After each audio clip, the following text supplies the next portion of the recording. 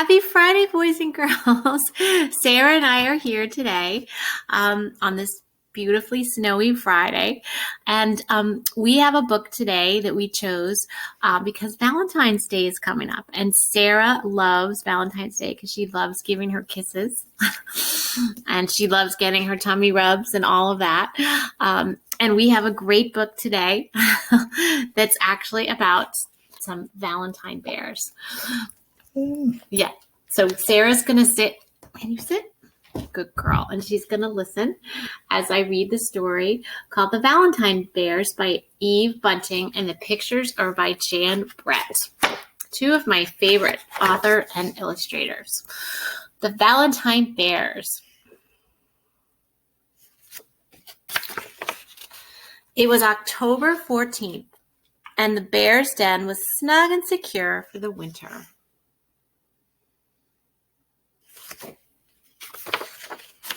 Mrs. Bear set her alarm for February 14th.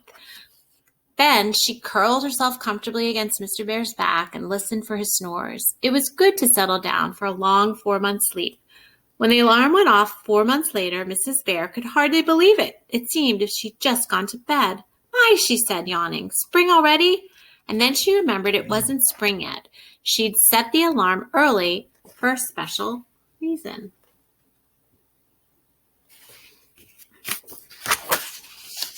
Mrs. Bear stretched, scratched, kissed Mr. Bear on his nose, and got up. Mr. Bear could sleep through just about anything, and she was glad. She had things to do. First, she made a sign. It's nice to share Valentine's Day with someone you love. She tacked the sign on the wall so Mr. Bear would see it the instant he awoke.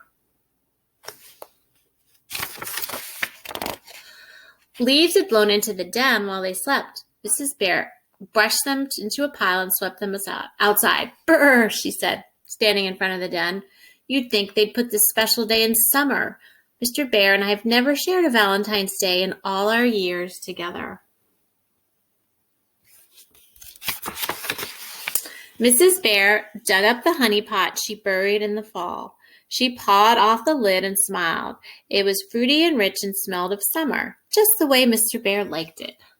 Mrs. Bear carried the pot inside and put it on the table next to the bowl of crunchy, dried beetles and bugs. Crispy critters! How Mr. Bear loved crispy critters. Is that on your Valentine gift list? She'd made 2 Valentine's poems way back in summer. Now she'd gotten them out of a drawer. One said, "Red berries are red, blueberries are blue, termites are sweet, and you are too." And the other one said, "Your teeth are so sharp, your claws are so fine, dear Mr. Bear, you are my Valentine." She couldn't decide which poem she liked best, so she decided to give them both to Mr. Bear.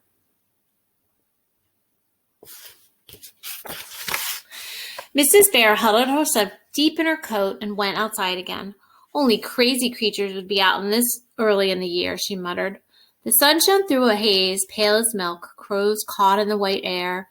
The arms of the trees scratched in the sky. Mrs. Bear clawed away at the ice on the top of the pond. She splashed water on her ears and muzzle. She sleeked her head fur and took a long, cool drink.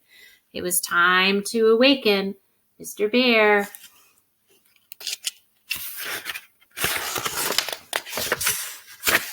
Mr. Bear's snores drifted from the den, and she smiled. Mr. Bear could sleep through just about anything. Mrs. Bear shook his shoulder. "Time to get up, Mr. Bear," snorted Mr. Bear. Mrs. Bear shook harder. "Wake up, Mr. Bear." Mr. Bear shrugged her away and turned his face to the wall. "Just another 5 weeks," he said. Mrs. Bear poked his back. "Happy Valentine's Day!" Mr. Bear curled himself into a fur ball. "Huh?" he said. "Oh, no, you don't." Mrs. Bear pulled Mr. Bear's ears till he uncurled himself. She tickled his paws, she pried open his eyes, and watched them drop closed again. "Oh, what is this?" said Mr. Bear. Mrs. Bear sighed. She took their empty berry can, snuggled deep in her coat, and went outside. A wolverine slept safe in a hollow log. A bear drank from the pond. It stopped drinking and looked at Mrs. Bear with surprise as she filled the berry can.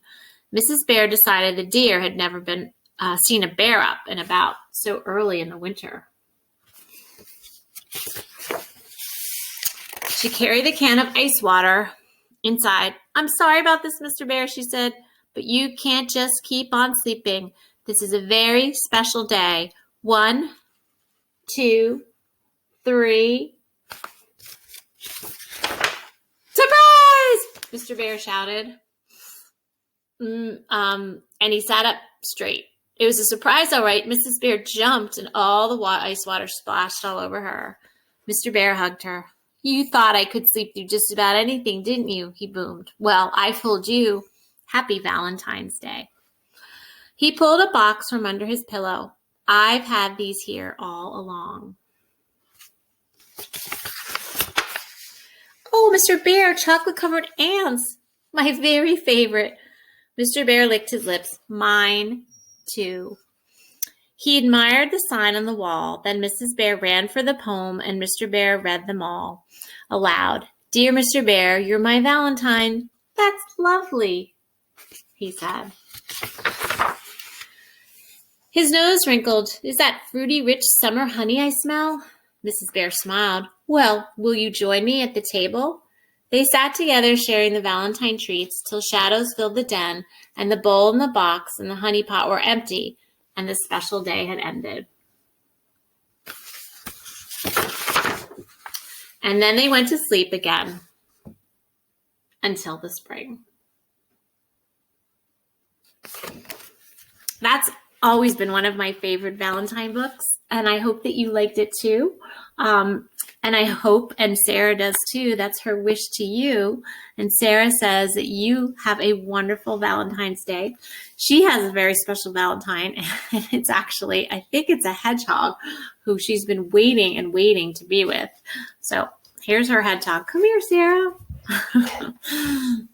And she's going to have a nice little play with her hedgehog. And I'm going to wish you, and Sara says too, happy Valentine's Day, and give someone you love a big hug and a big kiss.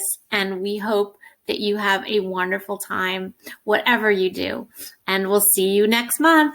Bye. And now she's back with her little friends, having a little Valentine's Day nap like the bears. Bye.